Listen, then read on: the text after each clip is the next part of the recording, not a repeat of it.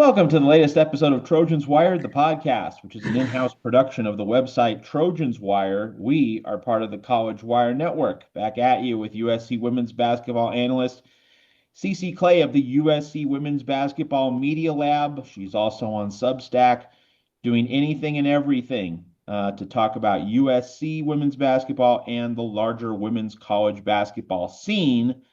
And really, it's the national picture that we're talking about today. USC a part of it, but the preseason AP top 25 poll is out. So women's college basketball fans certainly want to get CC's takes on that.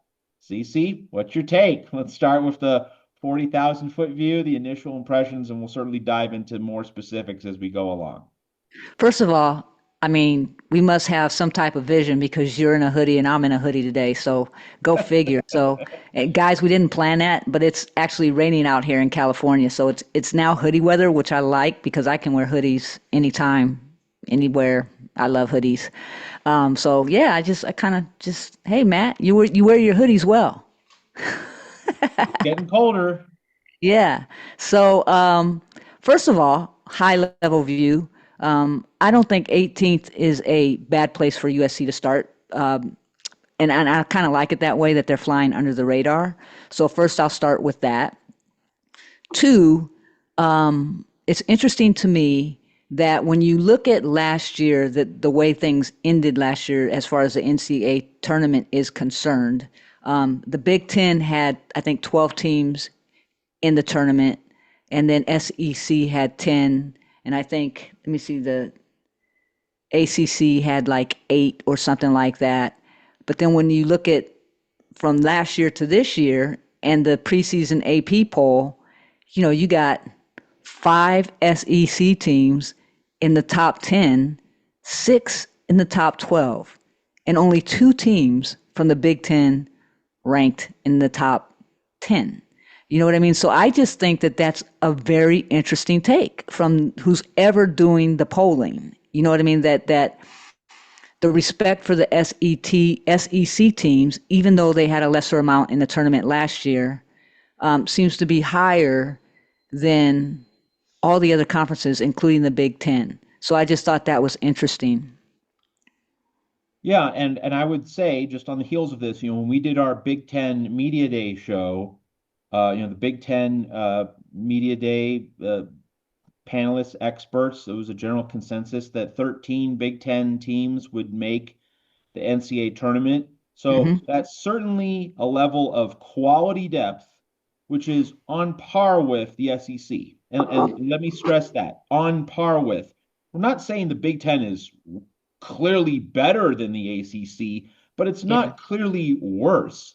And yet, what you're noting in this AP preseason poll, that's a significant difference. That's a large difference and gap in top 10, top 12 representation between the SEC and Big Ten.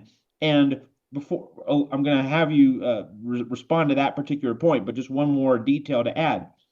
If anyone thinks that 5 SEC teams are going to be top 10 level teams, that suggests that there's going to be parity in the SEC such that like the wins are going to be distributed fairly evenly, so that a ton of teams are going to be on those top few seed lines on Selection Sunday. That's hard. That is a hard thing to do, for the wins to all line up evenly across the board. And so, are they saying that the SEC, has that many more high quality teams than the Big Ten does? Yeah, it Yeah. really seems like it's a hard circle to square. It's really interesting because when I had to write all this down because I was looking at the math and everything, and the AP actually had, 6 of the SEC teams are in the top 12, but then there's only 8 teams overall. So it's really skewed, to high up. You know what I mean? They really skewed it high up for the SEC, and then for the Big Ten, they had 6 teams in the total AP poll, but most of that was below 15, or you know what I mean? So it's just really odd. And then, they had the Big 12 had some and the ACC had some. And I think the ACC is going to be a lot more tougher conference than people are giving it than the AP is giving it credit for this year. So too is the Big 12 with TCU and Baylor. So it just continues to baffle me. I would love to know the pollers on the AP pollers list. You know, what conference do they really, who are they catered to, or who they work for, or what they write for? Because it just seems like it's kind of skewed. And the other thing that I will say is that when you look at the SEC teams that are in the top 6 or 7 or whatever, I mean, they're good teams, no doubt. But I do think that there's big teams that are going to beat some of these teams. You know what I mean? And then with the SEC, with South Carolina especially, with Chloe Kitts being out for the season, that's a big blow for them because Chloe Kitts did a lot. And to still Yes. have them ranked number 2 is saying that, oh, it didn't matter, that we lost Chloe Kitts. And it does matter. You know what I mean? Because if you look at their bench, yeah, they got a pretty decent bench, but their bench has a lot of bigs on it that haven't really played that much. You know what I mean? So that's an interesting take for me as well. And then Maryland being ranked number 10, and I understand they're guard heavy, but I think that they should have came in around 8. You know what I mean? In my opinion. And then the other thing that I noticed was that they had Oklahoma number 6 and Tennessee number 8. But then the SEC had their media day today, and in their polling, they had Tennessee ahead of Oklahoma. So as far as the SEC standings are concerned. So the AP poll reversed that. So it's just interesting to me, the polling. I mean, CC, I cover not just women's basketball, I've covered college football for quite some time. And of course, USC is a football school. I'm the editor of Trojan's Wire because mostly I'm expected to cover football. So, just my familiarity with football puts me in touch with preseason polls and all the discussion that generates in and around the sport. When I see this women's preseason basketball poll, feels a lot like football in the sense that not just the SEC, but like just like the most recognizable names, the labels on the soup Yeah. can, that kind of dynamic. It's Campbell soup. It's not the off-brand, from the local grocery store. It really seems like that's what's going on here. Oh, I'll just put the SEC team in the top 10. I'll Yeah. put a few more SEC teams in the top 15. It just seems to be like this knee-jerk drift toward, just what's the brand name on the outer label rather than, stop. 6 teams are highly unlikely to all be in the top 12. Like, are you really going to just go ahead and do that? That's not how conferences, forget the sport. It could be any sport. That's not how a conference dynamic usually works. And to pick on your point about South Carolina being number 2, if you think, I'm talking about a voter generically, not UCC. If you think that 6 SEC teams are top 12, so 6 teams are going to be on the top 3 seed lines, that generally cuts against like one top team kind of rising to, the very top of the crowd. It's going to be more jumbled. Like if there were 6, uh, if there really are 6 top 12, top 15-ish SEC teams, like I would probably have South Carolina at like number 4, number 5. Like it's going to be hard to rise to, the top or close to the top of that number 1 seed line. So it seems as though it's just this narrow focus on the label and not really appreciating what goes into a conference race, what goes into balance, parity, all these kind of things. Like, do you really think 6 teams are just going to all rise to the top and they're all just going to kind of balance each other out like that? That's not how it usually works. It's called lazy journalism, in my opinion. I mean, because look at you have UCLA that is loaded. They are really loaded. You're talking about Tamia Gardner. You're talking about Charlize Ledger Walker, Kiki Rice, Lauren Betts, her sister, Jaquez, Dukalich. They have they have so much length on their team as well. And you're still going to put South Carolina over UCLA. It makes no sense to me, right? Yeah. It really doesn't. And then UCLA the other, hammered South Carolina last season. Yeah, and they return well, and they mostly they return, return whereas South their veteran Carolina's core. losing. Yeah, they return Exactly. their veteran core. They return their core and added some additional pieces that really make them a stronger team than they were last year. And you're going to put South Yeah. Carolina ahead of Yeah. them. You know what I mean? So it's no rhyme or reason to what they do.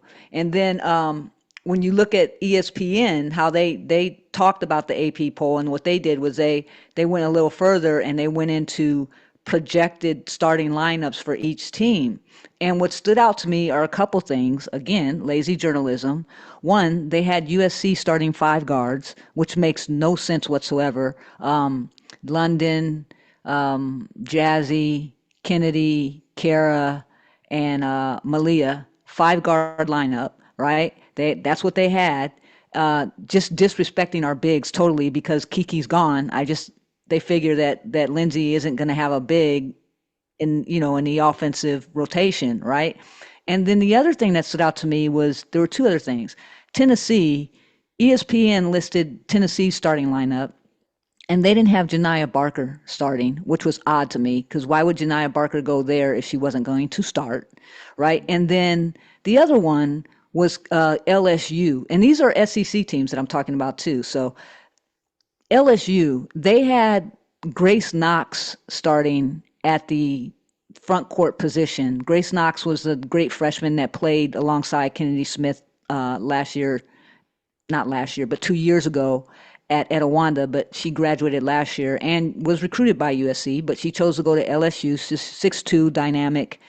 But they have her starting over Kate Caval, who played for Notre Dame last year, 6'4", big, and I'm sure that she went to LSU to start, not to sit on the bench. So it just tells me that who's ever doing this stuff, the AP, ESPN, whatever is going on, I understand that they got so many things on their plate. Me, I do. I have a full-time job. I run Substack. I run my website. I run YouTube. So I'm always going, but I try and do as much research as I can. And I'm not right all the time. 100%, I get it wrong probably a lot of times. You know what Same I here. mean? But these guys, it just seems like they're just plug and play. Oh, I guess I'm going to do this. Oh, I guess I'm going to do that. And they just have no sense of even looking at the roster page and doing the work. You know what I mean? Go figure. That's my rant. Lazy journalism. Yeah, I And mean, I'm not a journalist. yeah, that's right. You're a podcaster and you're a writer, but like providing content. Yeah. And so let's briefly deal with the USC piece. I know we want to focus mostly on the national picture, but let's deal with USC first. Like, Lindsay Gottlieb running five guards out there like that, eh, And she that might, doesn't pass, you it know what I doesn't mean? pass the sniff test. And also like Beth Burns certainly wants a big for the press and for USC's extended half court defense, like that doesn't pass the sniff And test they either. got four bigs. You know what I mean? I mean, it's Yeah, not like you're they're gonna have one limited of them on on the bigs. court. They Yes. got four bigs, so they'll be able to rotate. Now, will she ever run a five guard offense? She might, in one She of the needs rotations. offense. Yeah, Depending on matchups, depending on everything. But sure. you talk about starting lineups. Um, they got four bigs. I'm sure one of them is going to be on the floor starting opening day. Yeah. So yeah, it really seems as though in terms of drilling deep on the details, a lot of these projections just are not squaring with reality. All right. Any other really big highlights you gleaned from this top 25, since that's really the theme of the show? I mean, Yeah. SEC and Big Ten representation are part of it, but that's not the whole story.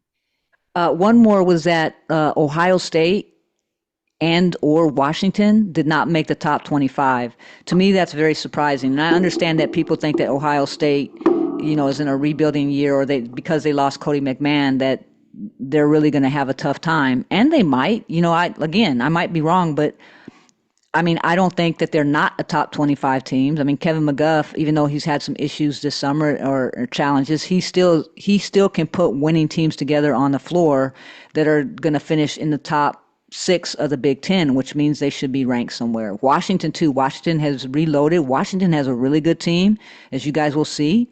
and they should be ranked not, higher than USC, but they should be in that top 25 somewhere. So that was really surprising to me. Okay, I know you wanted to focus on some specific national college basketball writers. Uh, yeah, let me just okay, yeah. So Talia Goodman, who we've talked about before on this website or whatever. I don't know what I did. I just had my paper and I lost it. Oh yeah, here it is. If you remember in the summertime, she came out with her way too early top 25 rankings, and she didn't even have SC ranked at all, right? But she had, if you guys remember, she had Minnesota at number 17. She had Iowa at number 16. She had Maryland below Minnesota. She had Maryland at number 24. She had Ohio State at number 21. And why I'm bringing her up is because she made a comment on her Twitter feed, and I actually said that I was going to address this on the podcast, where she said Notre Dame and USC both feel a little high for what they return. We'll need to see how these new groups mesh. Well, Talia, again, on three sports. All I will say is this. I understand you have a right to your opinion and so on and so forth. I think USC is fine at 18. I think maybe that's a little low for them, honestly. I think they should be maybe a little bit higher within the top 15 to top 18.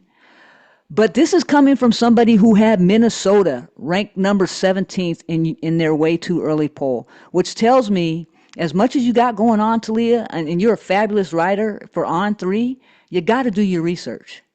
You got to do your research because USC has got some transfers that came in that are highly touted transfers, whether you want to believe it or not. So for you to say that they should be lower is just really that kind of, aided me a little bit. And I just wanted to voice that. Like, again, Minnesota at 17. And where did Minnesota end up in this preseason AP poll? Not even ranked.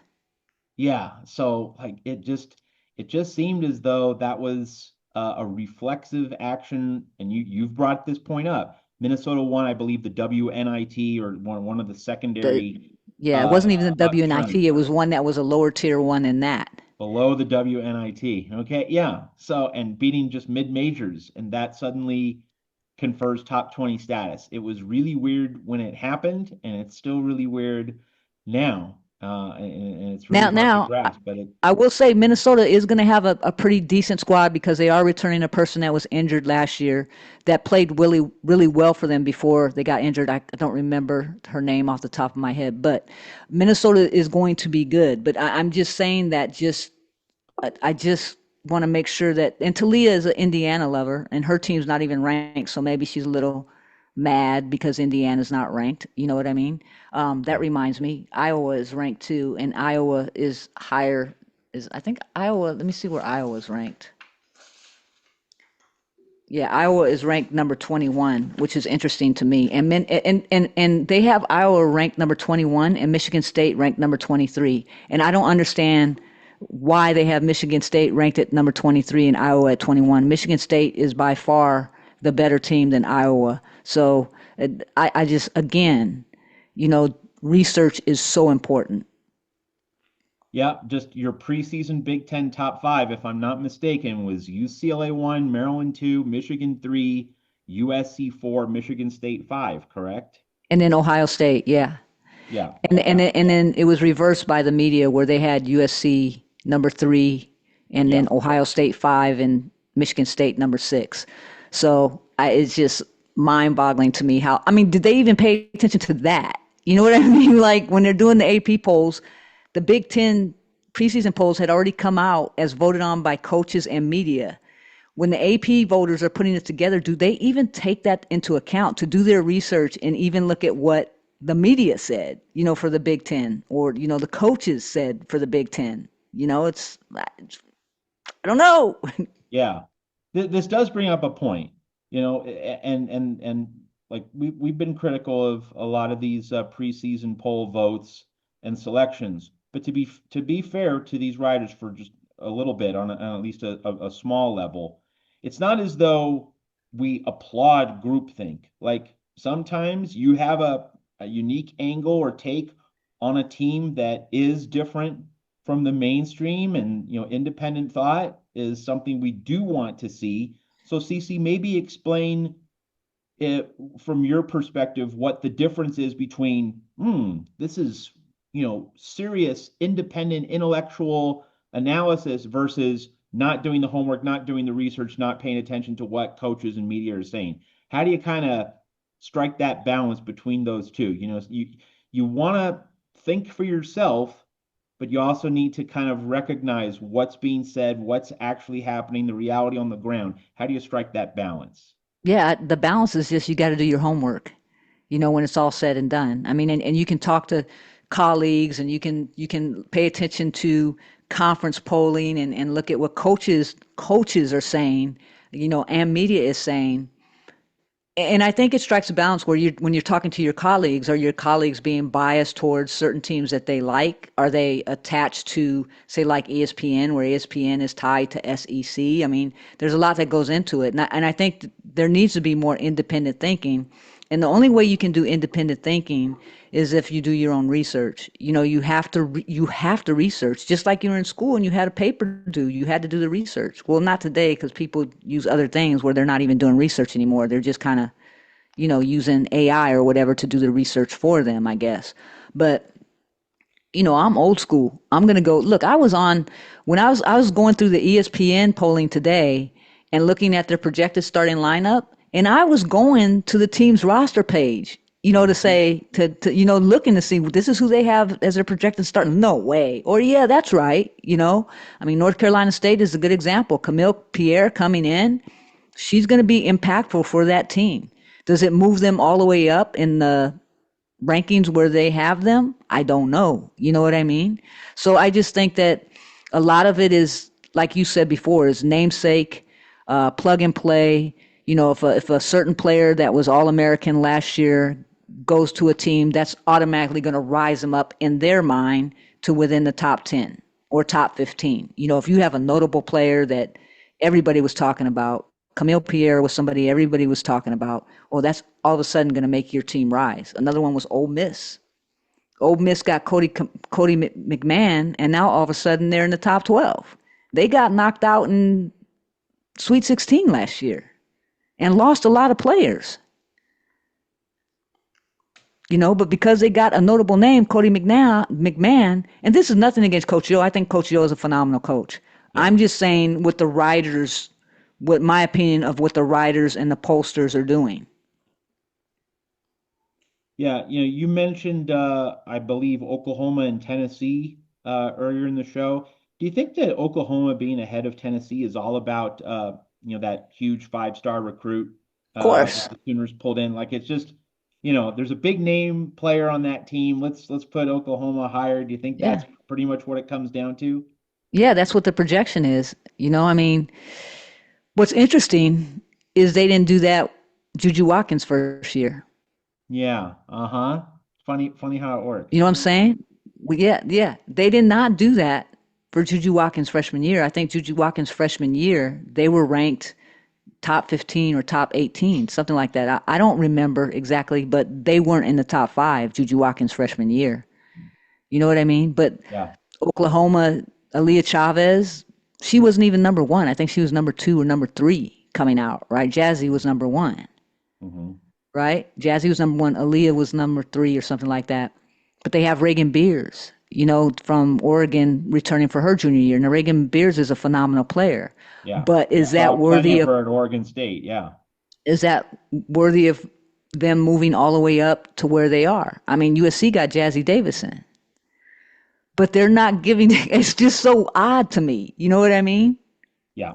It doesn't seem to But that's carry cool. over. It doesn't Yeah, seem to carry over in all instances. It all feels very pick and choose. yeah. I don't know what it is. But it's okay. Like I said, I'm content with them being at 18.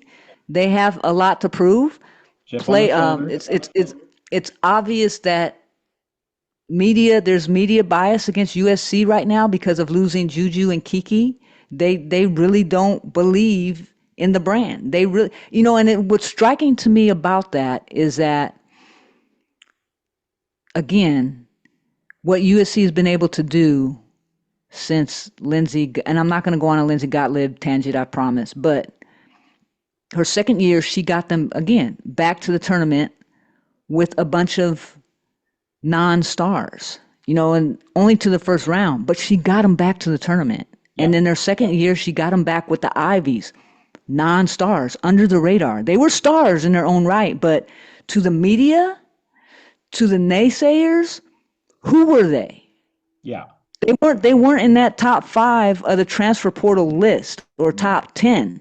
So USC, they weren't seen as, oh, they got JuJu, but who else do they got? Who else do they have? You know what I mean? So it's just really skewed in the way they think. Instead of going to do the research to see how great Forbes was, how great everybody else was on that team, Padilla, how great of a 3-point shooter she was. Instead of going to do their homework, saying, you know what, USC, man, they might have a good team. You know what I mean? One ESPN reporter did. I forgot what her name was, but she said on the show, she's a really good reporter too. She said, "Watch out for USC," and that was before USC even played a game. You know what I mean? So she does her homework. But now here we are again this year. It's the same thing. They got Cara Dunn that came in. Who was all ACC. They got London Jones that came in, who was all Pac-12, either second team or honorable mention. And they got Jazzy Davison, the number 1 recruit in high school, and it's still not enough. But yet Oklahoma has Aaliyah Chavez and Reagan Beers, and they're a top 6 team. Now, Go let figure. me ask you this general question about basketball analysis. You can make it a preseason item, but it could just apply generally no matter what time of year it is. Do you think that basketball analysis from mainstream outlets such as ESPN devolves into just, looking for like an all-star team? Like here, this team has the most big name players, and that vein of analysis veers away from what you and other serious ball knowers appreciate, which is pieces that fit. And we Yeah. talk a lot about Lindsay Gottlieb not going for the best player on the board or the highest ranked player on the board, but pieces that fit, players who fit her style, players she feels she can coach along with Beth Burns and her assistants into a larger structure that works for USC and also prepares players for the WNBA. Do you find that a lot of mainstream analysis just goes to the all-star team model and away from the pieces that fit model? Yeah, they don't look at culture. You know what I mean? They don't look at analytics. They can't be. You know what I mean? Because they're looking at names that are familiar in the basketball landscape. Names that are familiar. So if you have Sarah Williams, and my goodness, Sarah Williams is really going to be effective on UConn. A lot of people were DMing me about the game yesterday and said that they have a big 3 in AZ, Sarah Strong, and Sarah Williams, and they do have a big 3 in those 3, and they're going to be a great team. Sarah Williams was notable coming out of Wisconsin, which was a losing team, and she had a lot on her, to help that team. Whereas it's interesting to me, whereas you have Cara Dunn out of Georgia Tech, came from a winning team, was all ACC, and they view those two totally differently. You know what I mean? Like Sarah Williams, as good as she was and as dominant as she was, didn't help Wisconsin get them to the NCAA tournament. Yeah, You know what I'm saying? right. Cara Dunn, I think Georgia Tech made it to the tournament. I think. I don't know. I think they did. But she was part of a winning program, you know what I mean, within the ACC. So it's like, why wasn't isn't her name recognized like that of Sarah Williams? You know what I mean? Two good players. One came from a winning program, one did not. But Sarah Williams is much higher, notably being looked at. She's going to help UConn win another championship.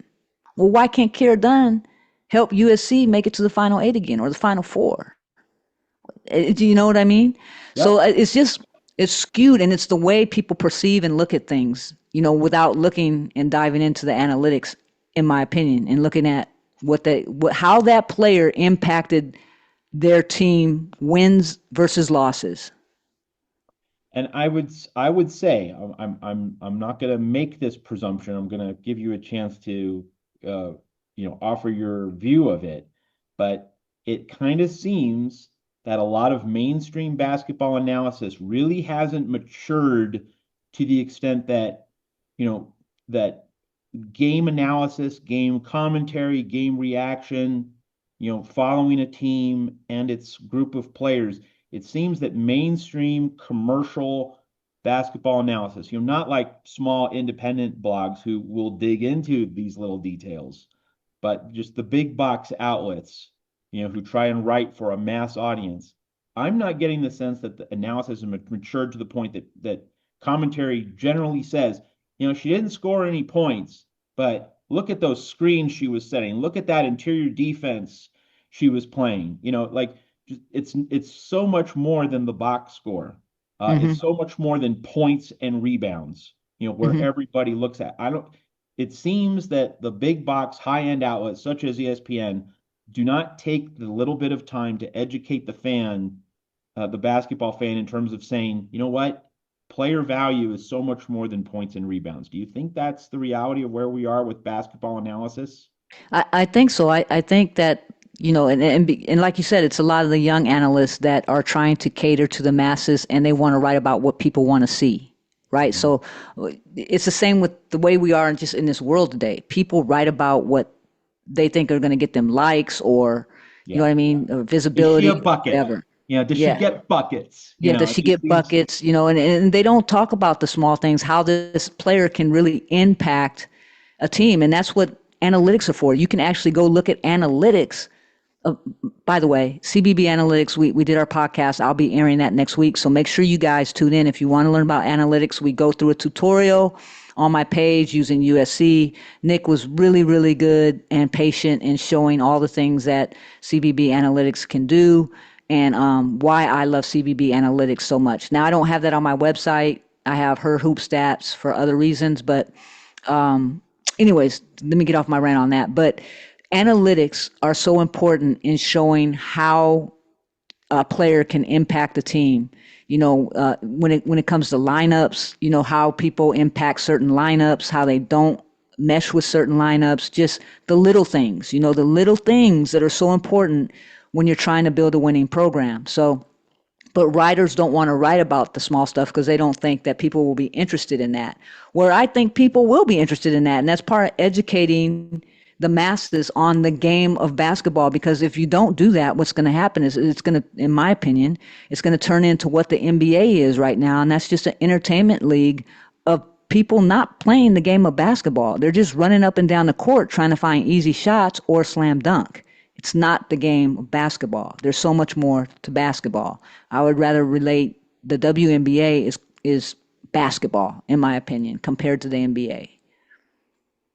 And I just think more people should write about the game of basketball and the stuff that's impactful and not how many points. Oh, she scored 35 today. That's how they won the game. No, that's not how they won the game. They won the game because, this player was phenomenal on defense. This player checked the other team's best player. This player got so many steals. I mean, there's just so much to it. Any other final thoughts on either the preseason top 25 that we haven't gotten around to, or anything else on the women's college basketball scene that you want to mention? No, I'm just, I just thought it was funny that I wanted to get Yeah, on here and talk about it. sure. It's going to be interesting. I'm glad USC is where there is. I don't think they're in a bad spot. It takes the radar off of them and the target off of them, and they're going to go and do some nasty work, I think. All right. Tell people what you have going on at your USC Women's Basketball Media Lab, your Substack, and anywhere else you're putting out videos and great content for the masses. Yeah, I just did a phenomenal story. I woke up like at 3 o'clock in the morning because I just was thinking about coaches and culture. And so I wrote a phenomenal story on coaches forgetting it's about the players more so in today's world, or some coaches. I won't name names. And it's become it's about me come to the school because I'm here and not what the school can do for the players. So please go check that out. I mean, it's a really good story. I've gotten some good DMs how people really enjoyed that story. And then Thursday, Selena Castillo, the general manager for USC women's basketball, that podcast is coming out. You won't want to miss that. That was a very educational and a very conversational podcast that you guys won't want to miss. And then next week I have CBB Analytics, and then I have USC women's basketball again. For the second episode of the Team Trojan Showdown. Yeah, And then that I was a got lot of some. fun. That was a lot of fun. Yeah, and I got some other stuff coming up with USC women's basketball team that I'm looking forward to. So just busy starting to get in the started flow of things and excited about it. Yeah, we're within 3 weeks of the season opener for USC women's basketball. Get out to Galen Center, get a season ticket package, support these women. Like without JuJu, they're going to need that sixth man or sixth woman, and that's in the crowd at Galen. So be sure to invest in this team. And we keep saying this USC women's basketball, like they've earned your support, right? Back to back Elite Eights, back to back number one seeds. They're delivering. So they've certainly earned your support. All right. And so, CC, just so much from your end going on. And so get out to the USC Women's Basketball Media Lab. Make YouTube and your home and make that Media Lab your home. And boy, once the season starts, just going to be so Yeah. much good stuff By the on way, every USC game and on the national college basketball scene. So much information, the analytics that CC's been talking about. It's going to be the daily go-to women's yeah. college basketball resource for all the fans. By the way, just want to remind you guys that if you go onto the website now, I do have a rankings page, and if you click on AP rankings, it is updated to the rankings that are out today. So I'm telling you, my website is a source for everything you want to find out about USC women's basketball or other teams. It's there. So I'm really excited about that it actually worked when I went on the website today and I clicked NCAA rankings. Boom, voila, there's my AP rankings for this week. So yeah, excited about that. Make the USC Women's Basketball Media Lab your daily one-stop shop for everything from women's college basketball from CC Clay. So for CC, this is Matt Zemek. Thanks for watching and listening to our latest episode of Trojans Wired. We'll see you next time. Fight on.